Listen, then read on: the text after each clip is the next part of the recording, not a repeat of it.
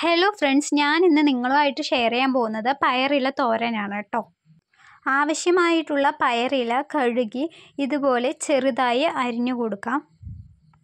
ഇതുപോലെ ചെറുതായി തന്നെ അരിയാൻ ശ്രമിക്കുക കേട്ടോ, എങ്കിൽ മാത്രമേ നമ്മൾക്ക് പെട്ടെന്ന് കുക്കായി കിട്ടുകയുള്ളൂ.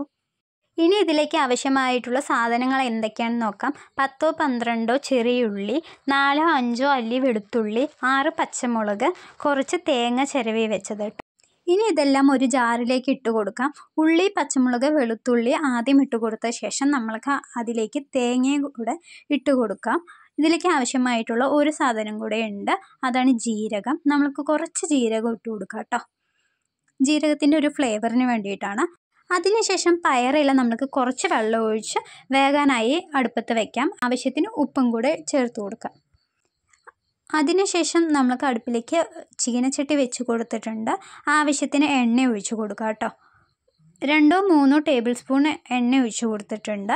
അതിലേക്ക് നമ്മൾക്ക് ആവശ്യത്തിനുള്ള കടുക് ഇട്ട് കൊടുക്കാം. ഞാൻ 1 സ്പൂൺ കടുകാണ് ഇട്ട് കൊടുത്തിട്ടുള്ളത്. കടുക് നന്നായി പൊട്ടി വന്നതിന് ശേഷം നമ്മൾ അരച്ച് വെച്ചിട്ടുള്ള അരപ്പ് നമ്മൾക്ക് ഇതിലേക്ക് ചേർത്ത് കൊടുക്കാം. അതിനുശേഷം നന്നായി ഒന്ന് ഇളക്കി കൊടുക്കുക കേട്ടോ. വെളുത്തുള്ളി അതുപോലെ തന്നെ നമ്മുടെ ഉള്ളി അതിൻ്റെയൊക്കെ ഒന്ന് പച്ചമണം പോകാനായിട്ട് നന്നായിട്ടൊന്ന് ഇളക്കി കൊടുക്കാം. കർക്കിടക മാസത്താണ് പയറില കൂടുതലായും കറി വെച്ച് കഴിക്കാറുള്ളത്. ആരോഗ്യത്തിന് വളരെ നല്ലതാണ് പയറില.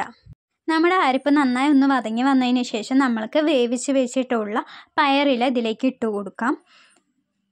അതിനുശേഷം നമ്മൾക്ക് നന്നായി ഒന്ന് ഇളക്കി കൊടുക്കാം കേട്ടോ.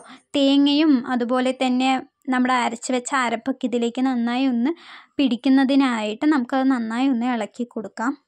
പയറില നന്നായി വേവിച്ചതിന് ശേഷമാണ് നമ്മൾ ഇതിലേക്ക് ആഡ് ചെയ്തിട്ടുള്ളത്. അതുകൊണ്ട് തന്നെ ഇനി വെള്ളമൊഴിച്ച് വേവിക്കേണ്ട ആവശ്യമില്ല. അതുപോലെ തന്നെ നമ്മൾ അടച്ച് വെക്കേണ്ടതില്ല. വെള്ളം വെടിയുന്നത് വരെ നമുക്ക് തുറന്ന് വെച്ച് തന്നെ ഒന്ന് ഇളക്കി കൊടുത്ത് വേവിച്ചെടുക്കാം.